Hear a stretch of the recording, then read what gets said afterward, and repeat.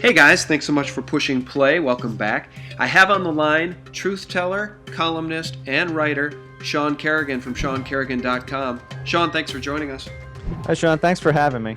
Well, it's a real pleasure. We've been posting your work for quite a while now, and one of the things I want people to know about your site is that you don't focus just on the doom and gloom. You focus on a wide range of different issues, some of which we're going to talk about on this call, including the machine. And the machine really refers to that apparatus which is doing its level best to lock down humanity for its own benefits. But tell us a little bit about your website first, will you?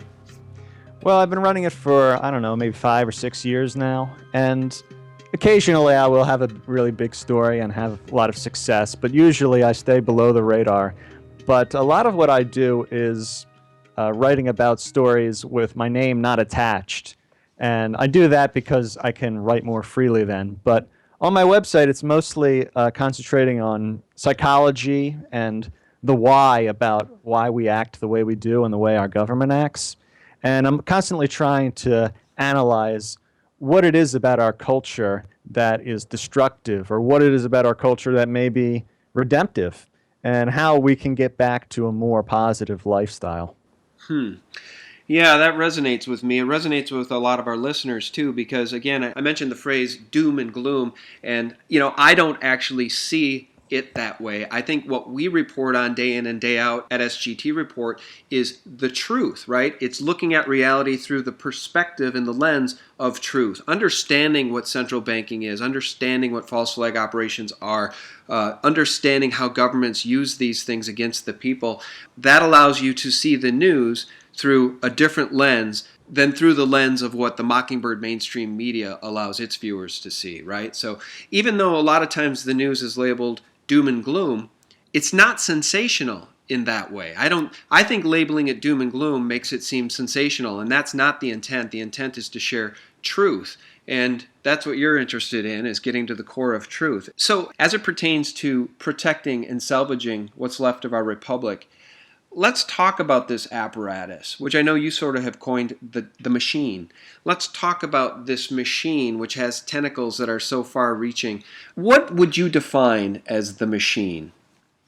The machine is really a series of machines, a series of smaller machines like a corporation, the culture, the government, and various other hidden apparatuses within the society that aren't quite human they're not quite human.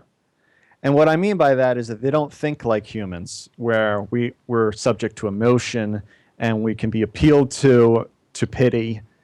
The machine operates like a computer in that it's very logical, it's direction oriented, but it doesn't respond to appeals to human needs, meaning human desires of love, of acceptance, of family. And it can operate without empathy. Indeed, and it often does, and Yeah. it will do what it needs to do to achieve its goal, which is usually expansion. So the government wants to expand, corporations want to expand, even the culture, in a sense, wants to expand beyond what is sustainable.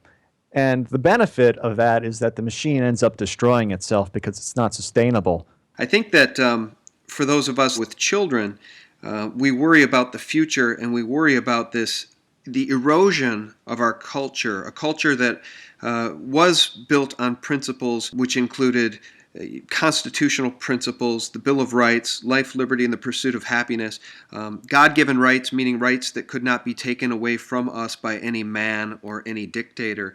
And I think for those of us who are aware of what's going on globally with this group, this unseen hand that we refer to as the New World Order, we're concerned that when we die, our children will inherit a prison planet. Our children will inherit something far, far worse and far, far more draconian than we grew up with. I don't want to. I agree. It's grim. There's good reason to worry. Yeah.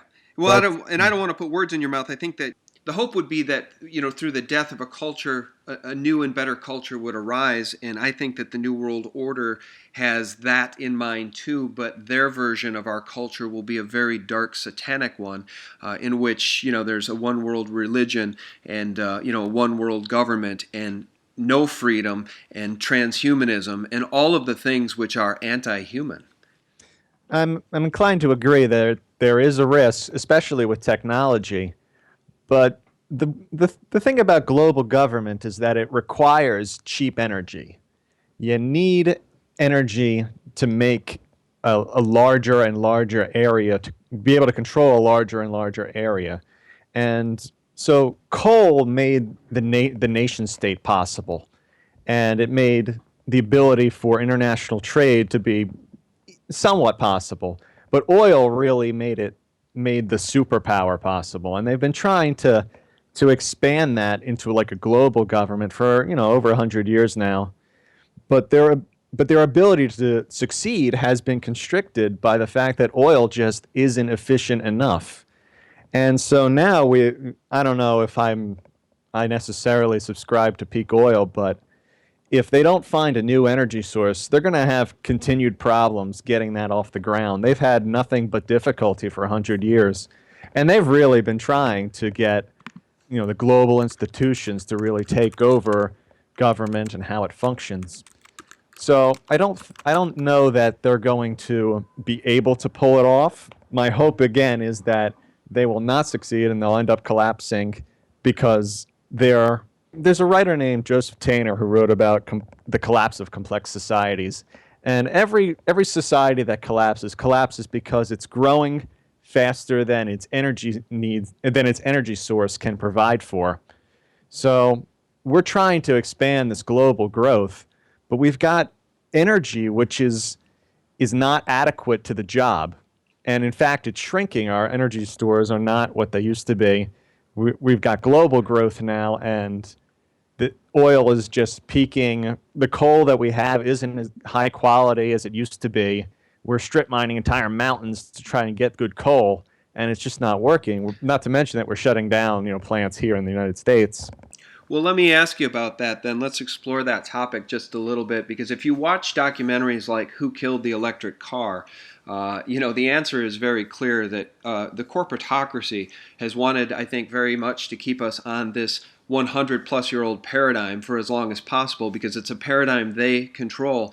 If they can keep us dependent on them for the energy that we need, then we're dependent. We will never be off the teat, so to speak. We'll never truly be free. I think that the topic of free energy is one that we could explore if you want to a little bit. I'd like your thoughts on that, because I think that, Tesla may have proven that free energy exists, and I think that the powers that be want to cover that up, and they want to keep us dependent on these, really at this point, these old-fashioned or almost obsolete forms of energy which they control. And I think that's the concern. I mean, look, if you've got an Apple iPhone, if you've got an iPhone or a high-quality cell phone in your pocket, you've got more computing power than was used to send men to the moon. And why do we have Star Trek promises delivered upon in some areas in modern society, but not in others? Why is it that we're still on this oil petro system that's now 100 years old? And meanwhile, so many other things have fast-forwarded right into the future. Look what they did with CERN, the largest machine ever built on planet Earth. The technology exists to do these amazing things, and yet they tell us you need to power your car with oil and gas, not hydrogen. I just think it's absurd, and I just think that the powers are aligned against we the people and against freedom and against liberty and certainly against free energy. Well, clearly with energy, it's complicated because different groups are competing with one another. The machine is not unified in terms of what it wants.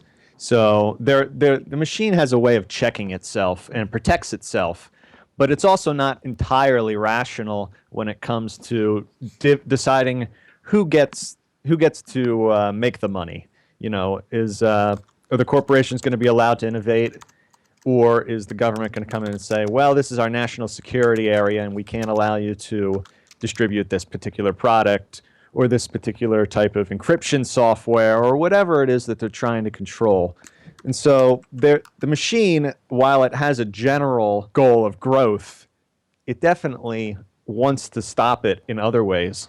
And so it's conflicted. And I think that that's why we sometimes see the government not necessarily acting in a consistent manner, and why some things just don't seem to make any sense because it's illogical if you view the machine as one organism. Well, the machine, I think, is what concerns all of us because I think the machine has tentacles that reach far and wide and envelop the whole globe and include multiple corporations. I think that the machine that's aligned against the people is one, again, that is anti liberty, anti human, and pro oligarchy. There is a writer named Louis Mumford who was big in the 60s and earlier, and he wrote a lot about the machine as is really being a bunch of different smaller machines. Like the corporation is a machine, and it has its roles, and if you're a cog in that machine and you don't do what you're told, you'll be replaced, just like any other machine. And the government is a machine that checks the corporation. And the culture is a machine that checks the government and the corporation as well. And so you have all these other machines that are kind of checking one another and making sure that they obey the rules. There was this one story back in the during the days of the Exxon Valdez oil spill, Mm-hmm. where they spilled a lot of oil, obviously, up in Alaska. And initially, what happened was one of their CEOs came out and said, "We're going to make you whole. We're going to make sure that you are properly reimbursed for the damage that we have caused." And the very next day, he had to retract that statement. And the reason is because the rest of the board members weren't going to allow that to happen. The machine has a way of making, and they fought it for the next 20 years. Right. I think last year they may have finally come to some kind of a settlement. But the machine has a way of checking individual cogs in that machine to make sure that it obeys. And the larger culture, the larger machine, what Louis Mumford called the mega machine, checks every individual corporation, every government. And so it's hard to break out of it. It's hard to see how can we resist against something so massive. Mm-hmm. Was Mumford referring, do you think, to the sort of Illuminati machine, meaning the central banking secret society machine, the machine that controls intelligence agencies, the machine that controls corporations by proxy, by being some of the largest shareholders or outright owners of corporations? It said that the Rothschilds control half the world's wealth. Certainly you have Vatican reach, you have monarchies of Europe reaching, but you've got this... You've got this intergenerational, multi-generational family banking wealth. Do you think that is part of the machine to which Mumford referred? Clearly, and he was an extremely cynical man and not naive. He knows that the banking elites have significant power and that they have their own agenda, which functions kind of like a machine. It's not. It's what I mean by machine is it's not human. It doesn't have. It can't be appealed to on an emotional level. It's just logic. It's almost like mathematics. It's like a computer program. And if you have any experience programming, you know that you can't reason with your computer programs. You've either written it correctly or you haven't. And if that computer program is designed to do something, it's going to do it. And so human beings have less and less control all the time over the machine. That's why it doesn't really matter who's president. It doesn't really matter if we protest the particular corporation, because another corporation will take that corporation's place if we ever defeat it. And so taking on the entire mega machine together is really the only way forward, because everything checks everything else. Well, this discussion of the machine, Sean, it reminds me of the quote from Woodrow Wilson, which I've cited so many times before. Men know there is a power somewhere so organized, so subtle, so watchful, so interconnected, so interlocked, so complete and so pervasive that they better not speak above their breath when speaking in condemnation of it. And I think that that is the machine which, since Wilson was alive, has only expanded its power, expanded its reach, and expanded its technological prowess to include full spectrum dominance. You know, they're locking down societies now. They're locking us down with total NSA surveillance. They're locking us down with a total police state. They're trampling the Constitution. And this machine has such breadth, width, and power that it's really astonishing. And our ability to rebel against it is becoming more and more limited, I think, by the day. The machine also has a way of, the reason it's so strong, the reason that machines generally are so much more effective at destroying nature is because nature gives back. You know, nature dies and it gives rebirth, the option of rebirth. But machines never give back. Machines only take. That's why in the short term, machines are dominant. But ultimately, they're unsustainable because they're machines, because they don't give back, and because they need new resources to grow. Whereas nature, it's self-sustaining in a lot of ways. It's not, I mean, ecosystems aren't perfectly harmonized, but they do sustain themselves through death. But machines, they only go on and on and on, taking and taking until they've exhausted their resources. Right. Well, and I think that the machine, because the machine largely controls the media, certainly in the United States, the Mockingbird mainstream media, which we refer to constantly, is part of the machine. And I think, sort of to bridge into a current event, I've never seen more free advertising for a company's product than the new Apple iWatch, which was announced at the shareholders meeting, the Apple shareholders meeting. The iWatch rolls out, and the Mockingbird media tells us what a necessary component this will be for our lives.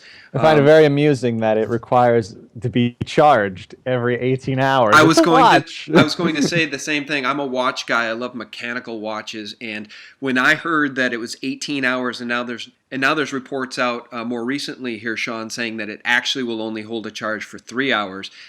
That watch is a joke, because that watch will be completely unfunctional to anybody who appreciates watches and wants to use a watch. It's an iPhone on your wrist, and just takes us one step closer to transhumanism. I mean, the next thing that will come out will be the Apple iWatch, meaning EYE watch. They'll want you to embed a device in your eyeball here before long. I mean, it's a slippery slope into transhumanism, isn't it? Well, you're going to love this. Well, if you want a little sneak peek at one of the new technologies that's going to be developed within probably the next, I would say, 5 years or so, is basically mind reading technology. And I know that sounds crazy, but it's actually pretty simple when you've had it explained to you. And the head of Google Motorola's development division, who used to work for DARPA, interestingly enough, explained it in a press conference. And she said that basically you'll have like a sort of tattoo that will go on the surface of your skin right where your voice box would be. And it can sense what your voice box is, what shapes it's making. Now, when you speak aloud, your voice box is changing shapes, and it, and then you push air through it, and it makes a particular kind of sound. But even when you're not speaking, when you're just thinking to yourself, your voice box is still mimicking many of those motions. And this sensor would be able to read those voice box movements, even though you're not speaking. So in a sense, it could read your mind, read your thoughts. And this would be connected to your phone in much the same way this Apple Watch is connected to your phone. So you could be sending text messages without ever typing, without ever speaking. And so, of course, every communication is monitored. You know, every letter you type is monitored. Clearly, every thought you would have would also be monitored. I mean, this already has obvious military applications, but now the head of DARPA is moving to Google, and she says, well, we can use this as a consumer product. And clearly, I'm sure that the government is interested in collecting people's thoughts. Technology is moving at such a rapid pace, it almost defies belief. And again, it brings me back full circle to this ridiculous oil-based, petro-based platform that they want to keep humanity tied to. And I think it's all part, really, Sean, of Agenda 21. I think that the powers that be want to lock us down, and they want to keep us locked down at 16th century living standards in the future as they reach the stars, as they move forward, as this breakaway civilization, as I've called it, and as Catherine Austin Fitts has talked about. This breakaway civilization is hell-bent on leaving humanity behind, I think. Well, that's certainly their plan, is to leave us behind in one form or another, because they're not going to be able to continue to prosper if, with everybody consuming as much as we are, they need to have some kind of an organized collapse back into some simpler way of living, organized in a way that benefits them. So disorganization is really our ally, doom and gloom, if you will. So I look at that as being the hope that they will lose control, that they will overstep, that they're really just human beings and they don't really know what they're doing. But I do suspect that you're right, that they are trying to arrange things in such a way so that they can maintain control for as long as possible. Yeah, I think a conversation like this elicits thoughts and memories of frightening movies we've seen with these dystopian futures. I think that's the future they want to build, because if they control all of the technology, if they can control the entire paradigm, if they can roll out vaccines that actually injure and kill versus helping people, they literally could depopulate the planet, as has been said is their plan, and really own the planet. And then with all the technology that they have, hidden technologies, black project technology, Pentagon technology, military industrial complex hidden technologies, they literally could become, quote unquote, gods, which is what they want to be, and explore the solar system and universe. And this literally will be a prison planet, which they own. They definitely want to, scientists generally, I would say, definitely want to conquer death. That has been the movement of industrial civilization since its dawn, is to defeat death. But one of the things that they don't understand is that you need death to have life. And that if you're living forever, you're not going to be human anymore. What you'll be is machine. And at that point, I mean, who knows what their ambitions would be? Because if you're not human, then you're not really acting in a way that we can understand. It's interesting, though. It's worth thinking about. Well, Sean, as it relates to current events and as it relates to the iWatch, as it relates to the economy, as it relates to us as human beings trying to fight this machine, what are some of the glimmers of hope? What are some of the things that we can do to reassert our personal sovereignty and to try to fight the power and fight the machine? Again, the NSA seems to be closing down our society, and if they want to be able to read our minds and they have the technology to do it, then we're really screwed, because then there is literally no such thing as freedom and privacy, even as it pertains to you being your own human being. What are some of the things we can do that are pro-liberty? What are some of the things we can do to fight the machine? Well, I would guess that the most important and obvious thing that you could do would be to drop out, which is what most anarchists would suggest.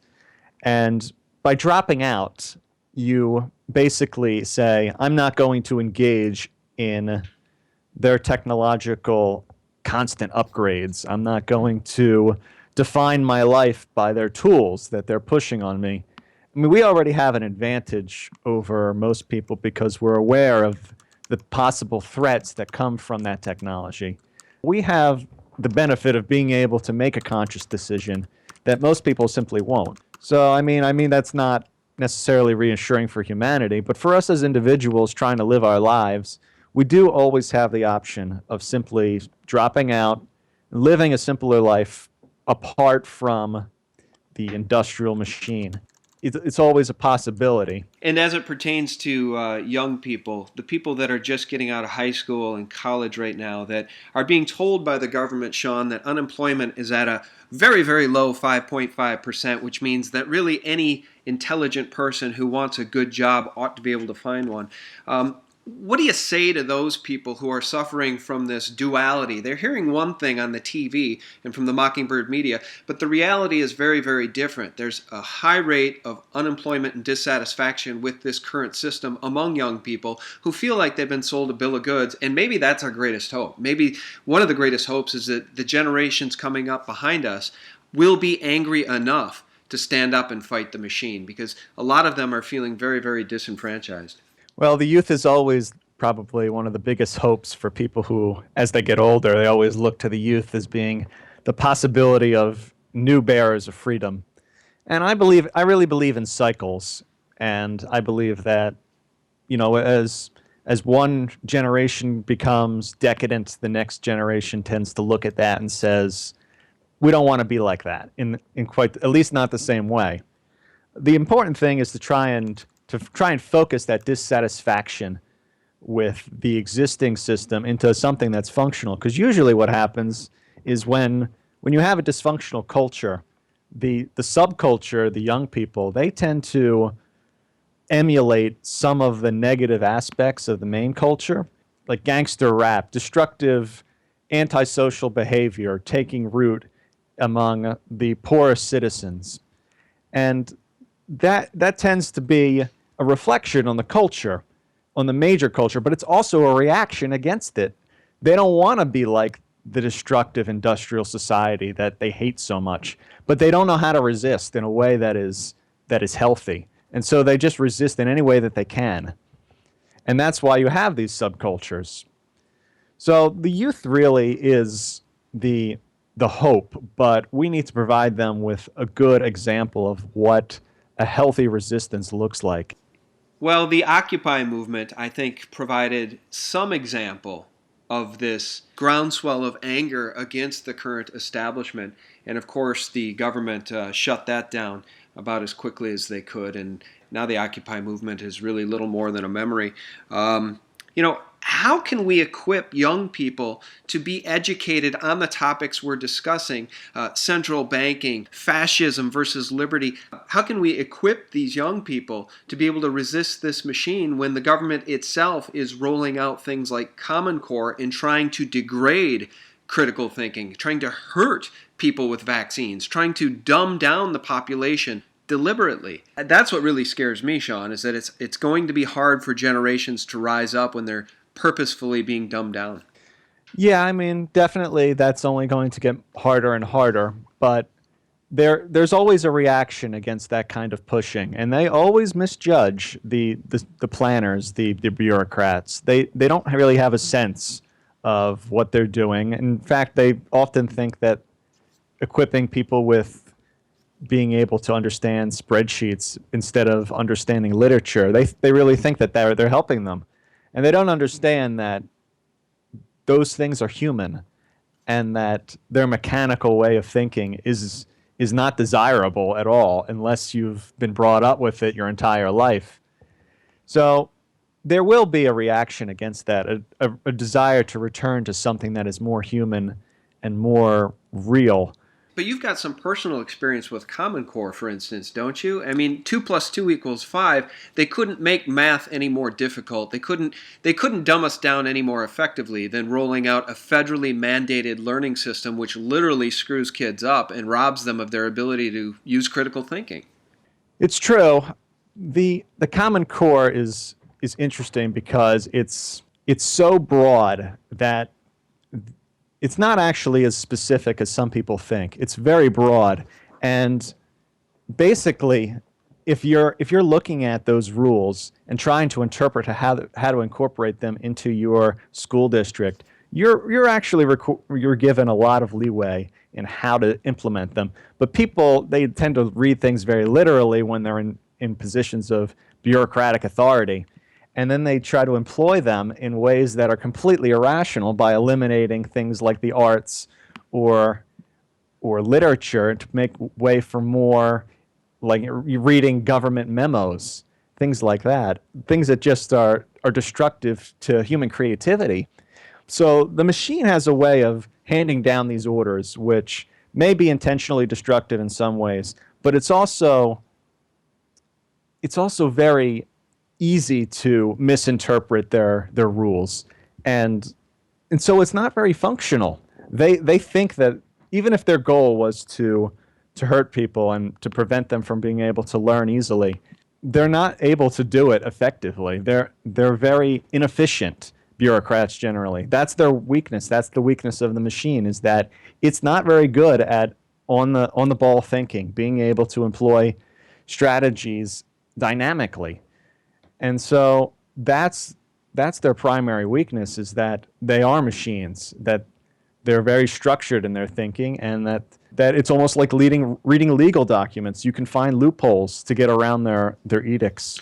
Right, but I think one of the strengths of the machine is that they're relentless. No matter, True. even when they fail, they just regroup and come back at us again from a different angle, from a completely different tactical point, and then they'll revisit with a new improved version of what they failed at over time. They're just absolutely relentless, and I think we're under a multifaceted attack. Humanity is under a multifaceted attack, economic, health-wise with GMOs and vaccines, economic with their fiat printing presses that are out of control, fascist and tyrannical with the emerging technologies that they're using against the people, transhumanism. We've really covered a lot of it in this interview, but I think that is the strength of the machine, is they're absolutely relentless.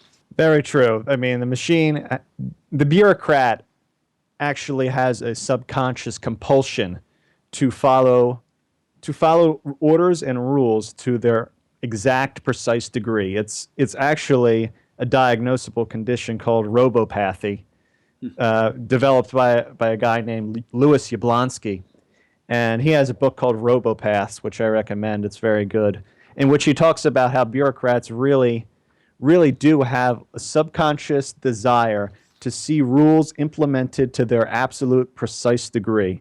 And it actually really helps to explain why we see students being expelled for completely, harmless behavior, or suspended for only defending themselves, because the rules say that they must do it, and the bureaucrat is incapable of thinking creatively about how to treat human beings. Well, this has definitely turned into a very interesting conversation. And, Sean, it's the first time we've spoken with each other, but we've been following your work for a very long time and posting a lot of it. Can you remind people what your website is? Where can they find you online? It's SeanKerrigan.com. It's just my first and last name.